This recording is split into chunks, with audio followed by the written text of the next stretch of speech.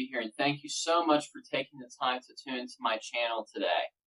If you have been following along for a while with this teaching series, you know I have been doing a series on our freedom in Christ and identifying that we are free in Jesus Christ, and what that means, being free from sin and having victory over temptation and being free from the bondage of sickness and demonic oppression.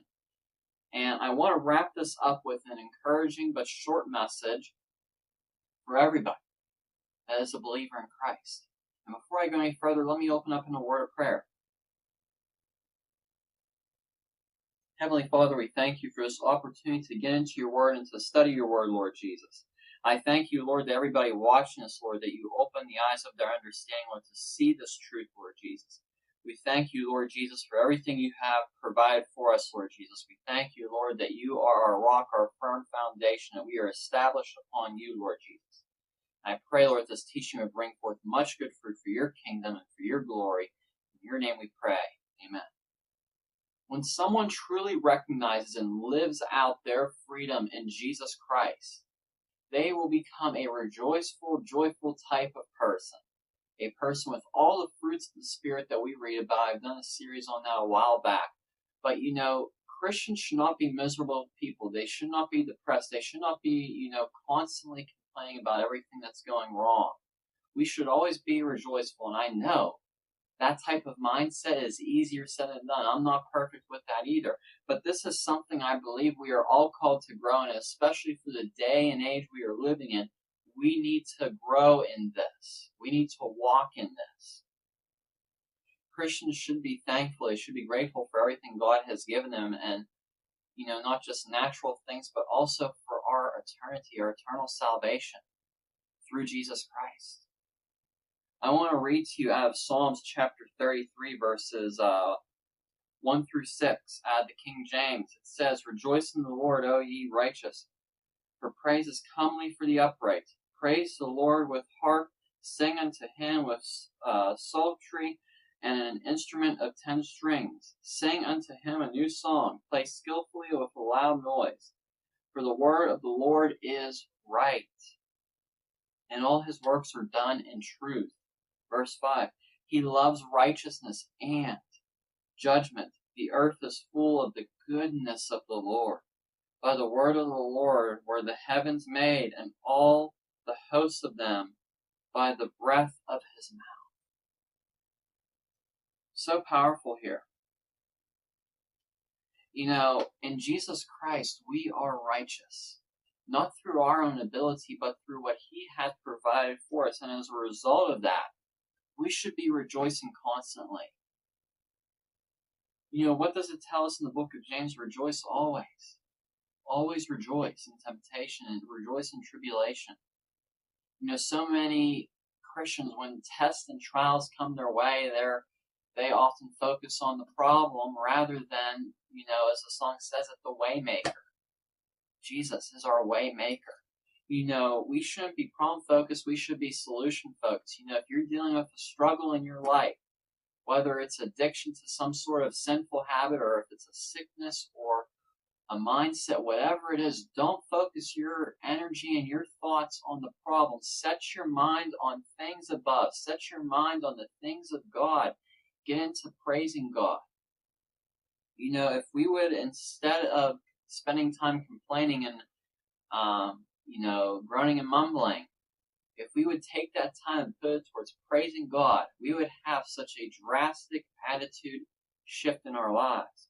I'm not saying that, we totally neglect problems in life, that we totally neglect, if we have something serious going on in our lives, we should address it in the natural. We should use common sense. But we shouldn't let the things that are going on in our natural life rob us of our joy. We should always rejoice in the Lord. We should always sing praises to him, sing a new song unto him. And, so often in our churches today, we're just too busy singing, other people's songs. And, there's some great songs that have been written, some great hymns and some great modern songs. But, often, sometimes we just need to be praising God out of our own heart. We really need to be. And I believe that's one of the things that the early church walked in. They didn't always have, hymnals like we do today readily available. So often we just want to get through a program in our churches today. We don't want to actually truly minister unto the Lord. We truly don't want to really give him a worship of sacrifice, a sacrifice of praise. That's what's missing in our churches in America today because things have been so watered down. We're so in a hurry to get out so we make it in time for the 1 o'clock game. I'm not saying that there's anything wrong, if you like football, if you like baseball or, some, sport, there's nothing wrong with that. But, we really need to make the first thing, not abandoning our first love. We have so many distractions in this world today. So many distractions. We often let these things derail us off our God-given destiny. There are Christians today are so easily derailed. If the things that happened in the early church would happen to the church today, oh my goodness, it would not be good. It would not be good because I do not believe that the church in America, many, are ready for persecution. I'm not talking, someone mocking you on a Facebook post. I'm talking persecution that the early church endured. People being martyrs for the gospel. I do not think that the early church in America, by and large, would be able to handle it. Because we have watered down so many things. There's so many false converts in our churches today. Because we've made Christianity just about praying a sinner's prayer where you see nowhere at all in the scriptures or in church history, repeat this prayer and you're in. It is not biblical. And I'm not saying, if people pray the sinner's prayer that they're not saved. God has certainly used that. But so often, this man-made formula of evangelism is not properly presenting people the gospel. It's just saying, pray this prayer and you'll make it to heaven. And you have people who have prayed this prayer. They're living their lives no differently. No differently. If you are truly a Christian, if you are truly converted, you are changed. There is a work that has begun in you. You're not going to go into the things you were delivered from. Yes, you may struggle with some of those things. Some of those things may take some time as you go through that process of sanctification and holiness. We're all continuing in that process because he who has started a good work in you will bring it forth to completion. But we have watered down so many things. So many things in the church have been watered down. Through religion, through tradition of man, and through churches, trying to run like a business rather than being about serving the King. And I'm not saying that there is something wrong with, trying to use different methods and using the technology we have today to reach people. There's nothing wrong with that. We should use that. But we're not operating a business as a church. We are being the bride of Christ. These church growth things can be very dangerous because often they bring in a gospel message that is not the gospel, it's the gospel of accommodation. It's watering things down and compromising the truth. You compromise a little bit here, it might seem okay, but before you know it, you're going to be okay with blatant sin running rampant in your church and your church leadership. With churches with such a lack of church discipline and a lack of accountability. And I'm not trying to be legalistic. I'm just trying to be real here because this is what the church was historically like. There is something drastically missing from first century Christianity to today. Christians were joyful in the midst of persecution. Yet in America, many people are upset over the price of gas. And yeah, I don't like paying for the price of gas either. I don't like the way our country's going. But thank God for his provisions in our lives. We need to learn to thank God for every single thing in our lives. We don't realize the luxury we have here in this country. We don't realize it at all. We need an awakening in the body of Christ to being true disciples in him, to being truly sold out to him, to Jesus being our only commander-in-chief. It doesn't matter whether there's a Democrat or a Republican or an independent or a libertarian in the Oval Office.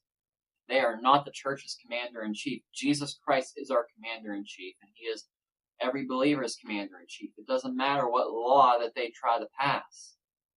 The Word of God is supreme, and that doesn't mean you go out there and you rebel against the government. But if the government's telling you to do something that's contrary to the Word of God, you obey the Word of God. I'm not out here promoting violence or anything like that, or to overthrow something at all. We need to stand for biblical truths here. We need to stand for biblical truths as believers. So we need to stand firm. We need to be rejoiceful and rejoice always, no matter our circumstances. Realize our identity in Christ and who we are, that we are free from sin. We are free from sickness. We are free from all the works of the devil, because Jesus Christ has destroyed those in his total work 2,000 years ago. It's already done. We just need to have faith in him and believe it like it is so in our lives. That is all I have for today. I know this was a short one, but I pray this has been a blessing for you. Let me close in a word of prayer. Heavenly Father, Lord, I pray over everybody that's watched this teaching, Lord Jesus. Lord, stir them in their faith, Lord Jesus. Awaken them to your truth, Lord Jesus. Give them a deep hunger for you, Lord, and stir up the fruits of the Spirit in their lives, Lord Jesus. Reveal to them areas where they have opened up the door to compromise or to the schemes of the devil, Lord Jesus. Reveal that to them. Draw them to repentance, Lord Jesus. Draw us all, myself included, to examine our lives, Lord, in areas where we have become lax or lazy in our Christian walk, Lord. Help us to make correction, Lord Jesus, and to seek your face, Lord Jesus. And help us to truly walk as free people in Christ Jesus for your glory. In your name I pray, amen.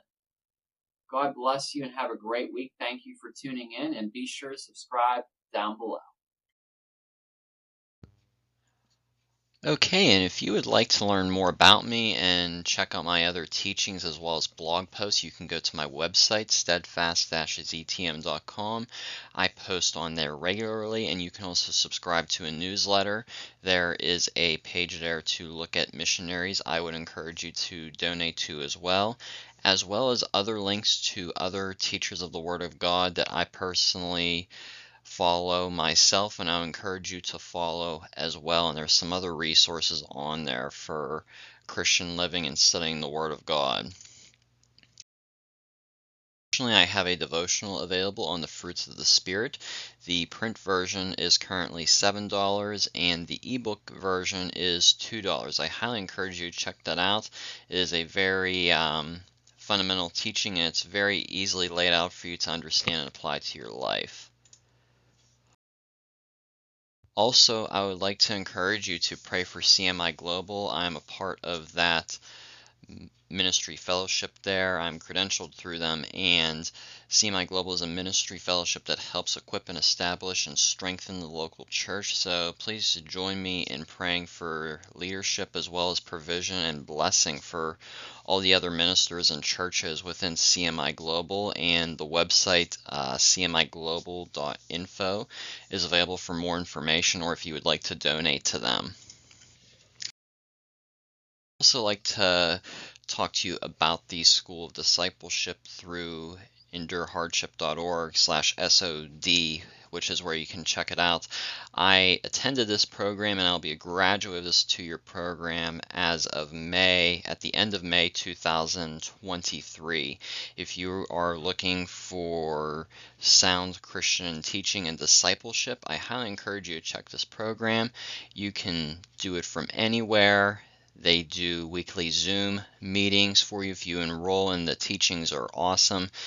They will help strengthen your walk with the Lord and help you build a lifestyle of discipleship, which is very important. This is for anybody, whether or not you want to be in ministry or not. I believe this is crucial for any Christian.